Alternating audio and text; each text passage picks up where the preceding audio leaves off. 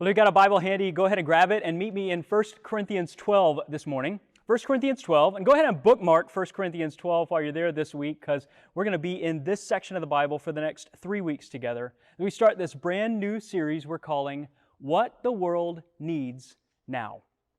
If it's okay with you, I'm not going to work real hard to convince you at the beginning of this series that our world has needs now. I'm going to push all my chips to the middle of the table to say if we took a survey of every single person tuning into this message today, whether you're joining us live in the moment or listening to a podcast sometimes later, that 100% of us would say we strongly agree if we were asked, does the world have needs? In fact, that may be literally the only thing we'd all agree on. We'd agree that the world has needs and then start disagreeing about what the world's needs need. That's at the root of some of the need, isn't it? And around we go. So here's the thing. I had a boss one time whose rule for his employees, one rule, was this: don't ever bring me a problem without a suggestion for a solution. So I'm assuming you don't need to be convinced that the world has needs, from political polarization to racial unrest to economic uncertainty and disparity to war and famine and poverty and oppression. I'm not here to convince you of the problem because I'm not sure you need to be convinced. But I would like to suggest a solution. Actually, 3 of them over the next 3 weeks. And actually, they're not my solutions. I wish I could take credit for them, but they actually predate me by about 2,000 years. And here's the thing. They actually worked.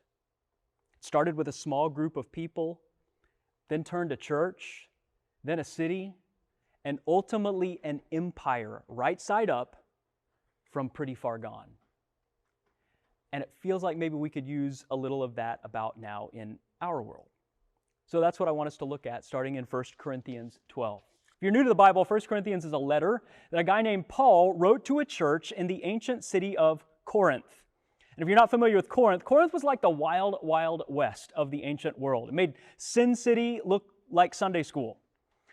And the church that was planted there had its problems too. I mean, they didn't agree on things politically or practically, socially or sexually, and their division and disagreements had a tendency to show up in all the worst ways.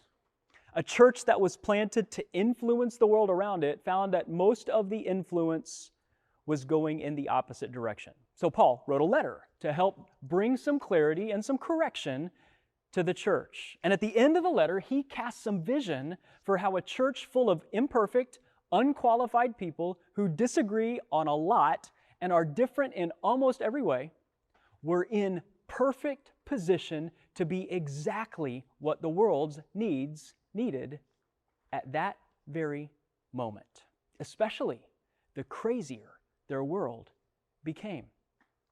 And the first thing that Paul says that the church was in perfect position to provide for the world is a picture of what the world could and even should look like. Look what he says. 1 Corinthians chapter 12, beginning in verse 12. 1 Corinthians 12, beginning in verse 12. He says, just as a body, though one, has many parts, but all its many parts form one body, so it is with Christ. For we were all baptized by one Spirit so as to form one body, whether Jews or Gentiles, slave or free, and we were all given the one Spirit to drink. Even so, the body is not made up of one part, but of many.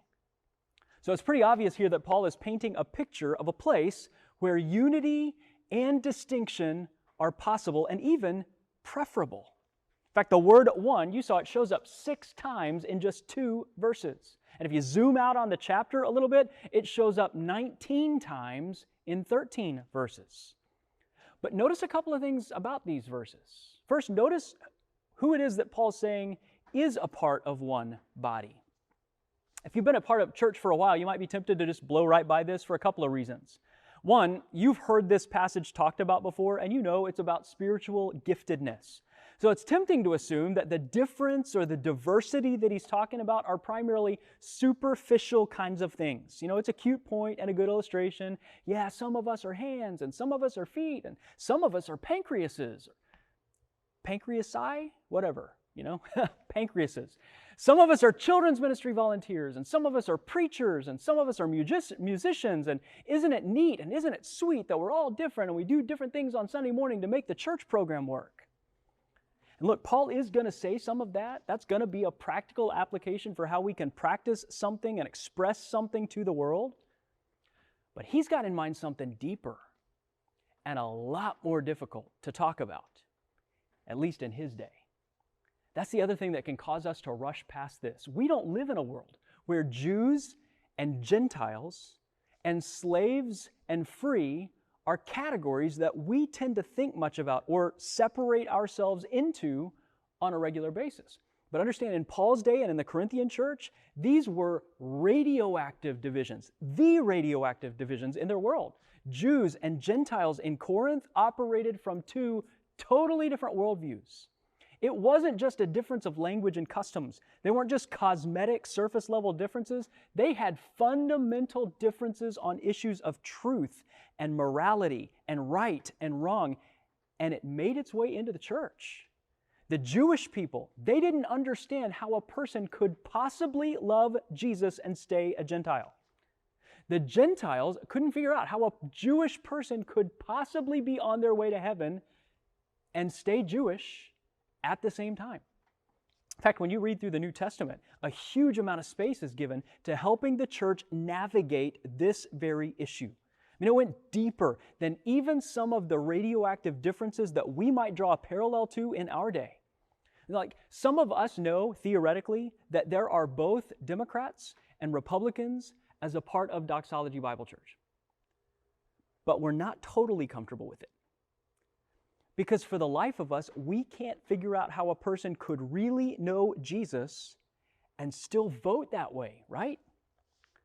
This was even deeper than that, because it found its roots not just in policy, but in family and history and identity, and in some cases, even matters of theology. But the second thing to notice in these verses right off the bat is that Paul's describing something that is, not something that might be, or could be, or even just should be. He says people with radioactive, mind-boggling differences have been joined together as part of one body by the Spirit, as part of God's desire and part of God's design. In fact, elsewhere in Ephesians chapter 4, when Paul's talking about the same idea, he says this. He says, make every effort to keep the unity of the Spirit through the bond of peace. So unity in diversity is not something that we somehow have to create or manufacture or fabricate. It's something we're called to keep. Some translations say preserve.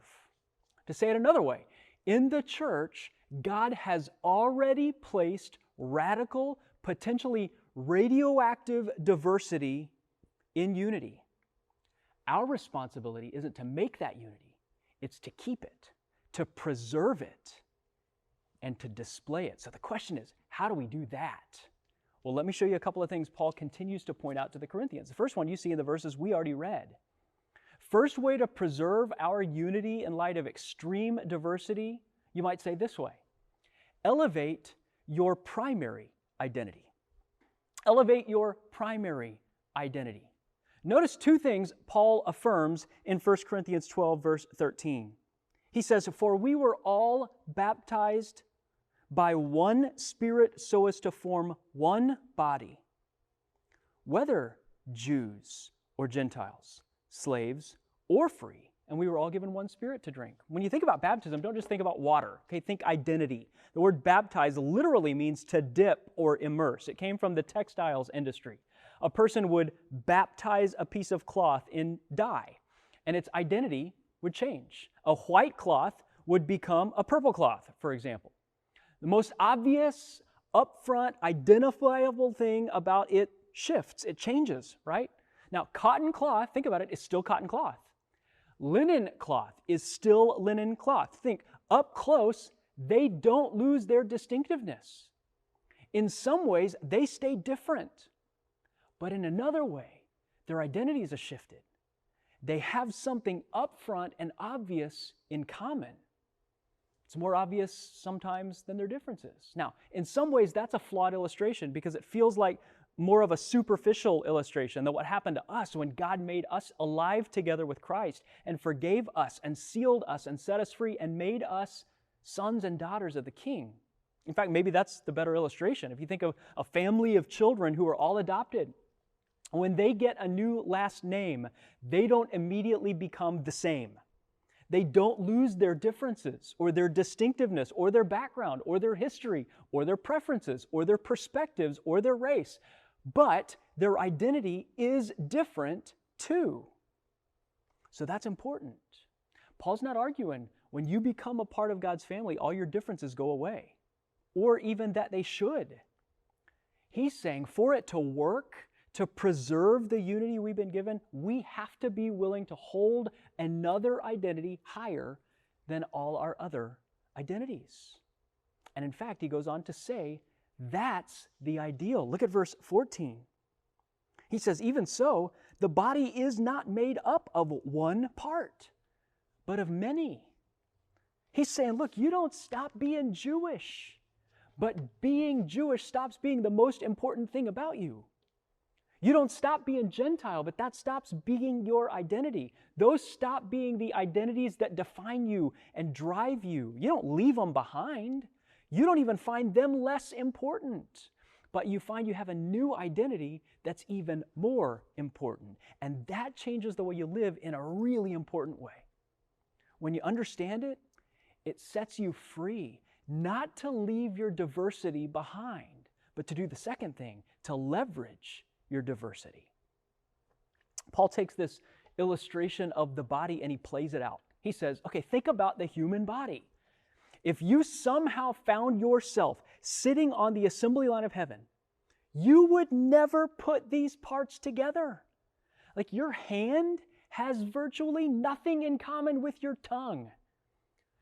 It is usually best if you keep your nose and your feet as far away from each other as possible.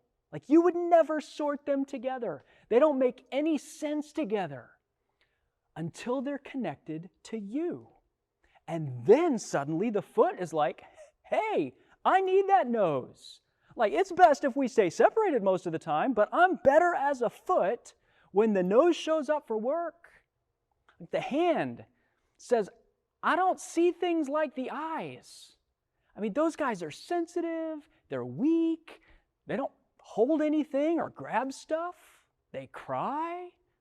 We got nothing in common except our primary identity. And then it makes sense. See how that goes? Paul goes on to say that's really important because it helps us avoid two extremes. First, that understanding helps us avoid the tendency we have to hide. Look at verse 15. He says, now, if the foot should say, because I'm not a hand, I don't belong to the body, it would not for that reason stop being a part of the body. And if the ear should say, because I'm not an eye, I don't belong to the body, it would not for that reason stop being part of the body. If the whole body were an eye, where would the sense of hearing be? The whole body were an ear, where would the sense of smell be? But in fact, God has placed the parts in the body, check this out, every one of them just as He wanted them to be. Isn't that great? Like sometimes we've got a tendency to hide who we are because we're not someone else, or because we're not like someone else. We don't have the same capacity or the same perspective or the same visibility as someone else. We're not like everyone else, so we assume we ought to hide from everyone else. Paul says that's the opposite of God's design. God's ideal isn't uniformity, it's unity. He's not looking for a group of whitewashed people who look the same and look at everything exactly the same way. Like if all of us have the same perspective and the same approach and do the same things the same way, it's like a body that's just an eyeball. God didn't design it that way. That would be gross. So if you realize you see things differently or approach things differently or do things differently than the vast majority, that's not something to be hidden. That's something to be leveraged. Paul says, consider that maybe God placed you in His body on purpose for that purpose. Now, that only works when you do the first thing, when you're bringing your function or your perspective or your approach or your skill or your whatever it is to the body for the sake of the whole body. Otherwise, it sends you to the other extreme. One extreme is the tendency to hide. The other is the tendency towards pride. Look at verse 21.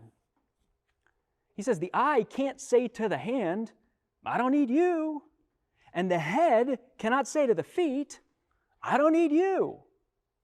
See, this is the tendency that says, yeah, they've got their distinctions and their differences and their functions and their perspectives and their backgrounds and their gifts, and that's nice for decoration. It's nice for our reputation, but we don't need them.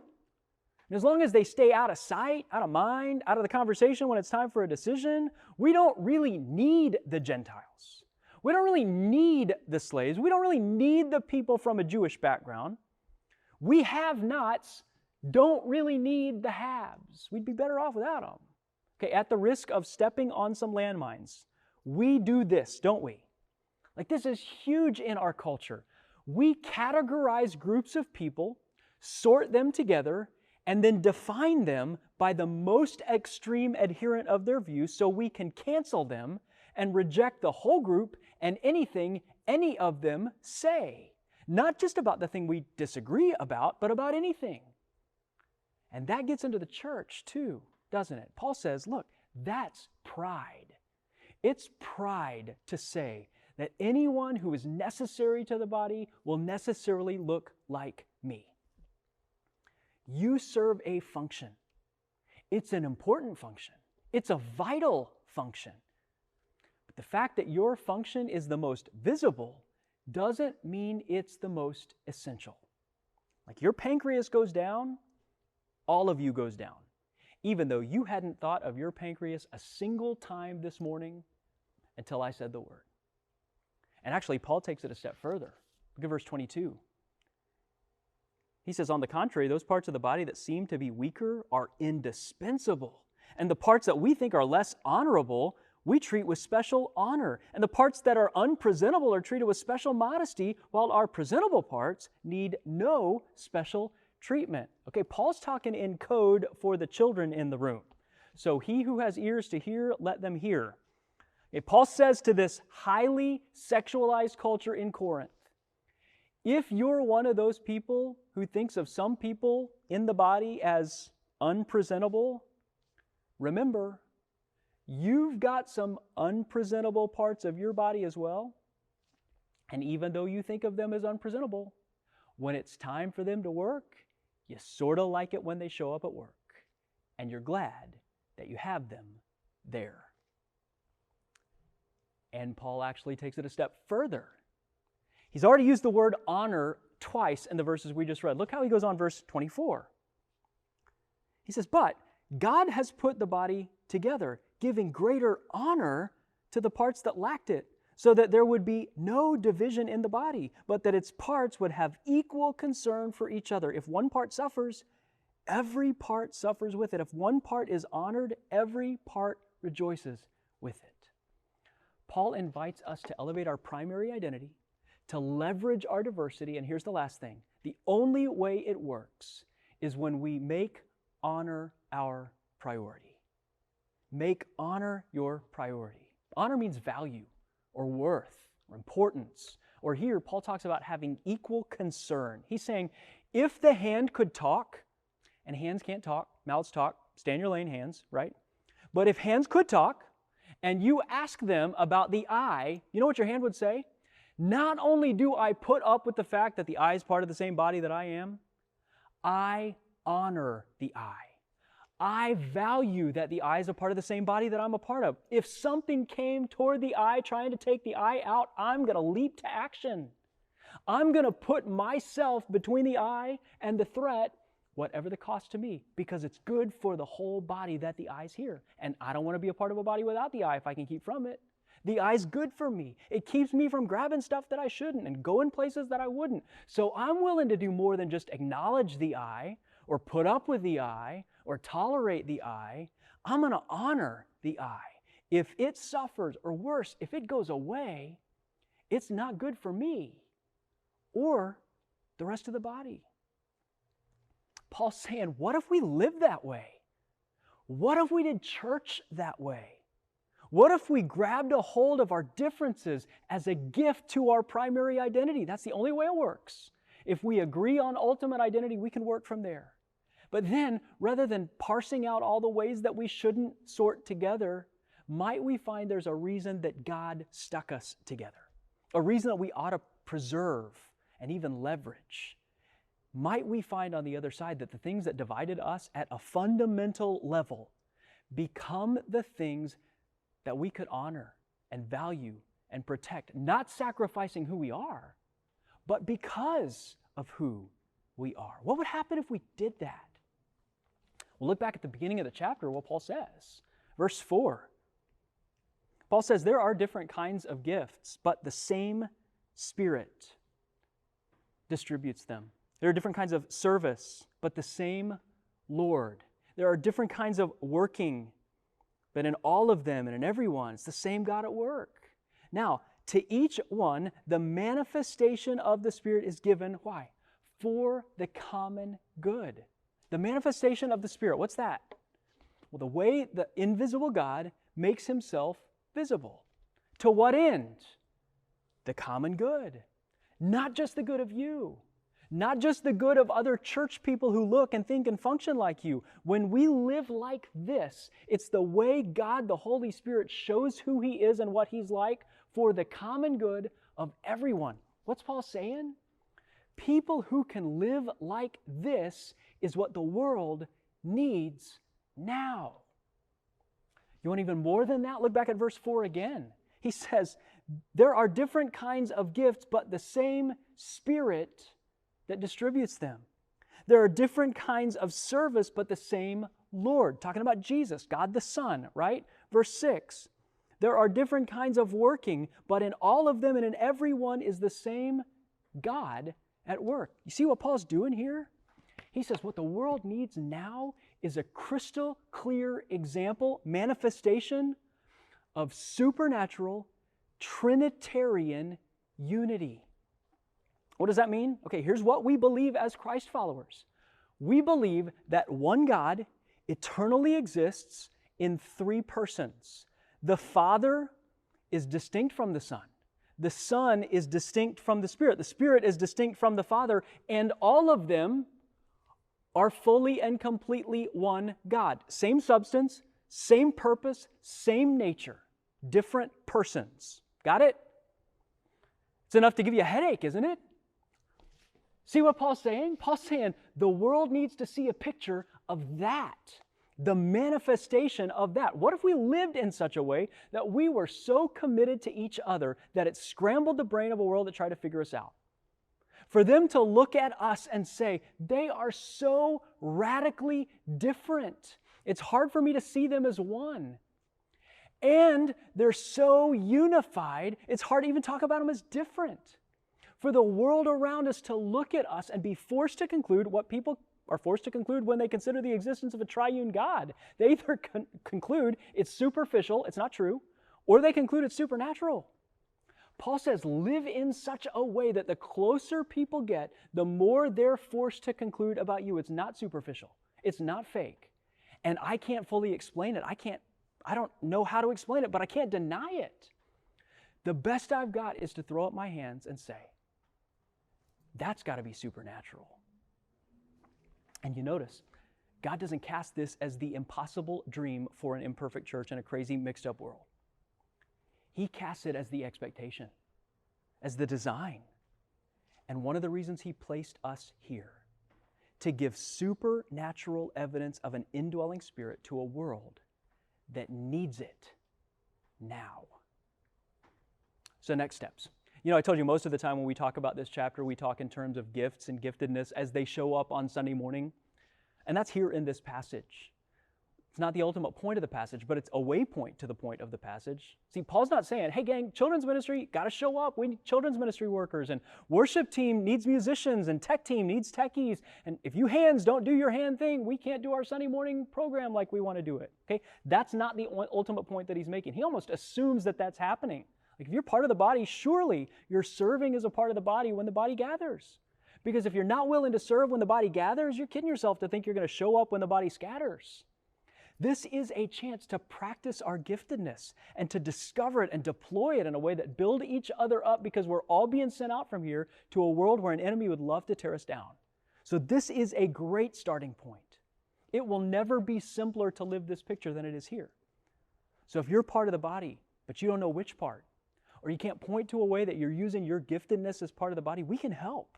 We'd love to help you get connected and even have a way to help you discover how and where that could be, called Volunteer. Cameron's going to talk you through that in a minute.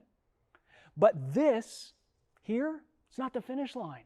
It's a launching point where a group of radically diverse people serve each other, build each other up, and then launch from here to bring our gifts and our giftedness as a supernatural expression of the body of Christ wherever He sends us from here, so that from our neighborhoods to the nations at the end of the earth, our world can see a manifestation of who He is and what He's like, a picture that's painted by us. Would you bow your head with me? If you've never put your trust in Christ, the whole analogy breaks down for you. Because Jesus says, without me, you don't have the Spirit. Without the Spirit, you don't know God, and you can't have life. But if you'll trust me, Jesus says, I'll give you life, forgiveness, adoption into the family, and I'll unite you with the body. And you can trust Him right where you sit, wherever that is today. Lord, for the person that's trusting You for the very first time, believing that You died for them and rose from the dead to give them life that's really life, I pray that You'd give them the courage to tell someone and to take a next step towards figuring out what it looks like to express that as a part of the body. And for all of us, Lord, would You allow us to hold our distinctions and our differences, but to elevate our primary identity, to see value and honor in the people that we get to serve alongside. And would You let us show a picture to the world that our world desperately needs to see these days. Through Your Spirit, would You give us the power to glorify the Son? We ask it in His name. Amen.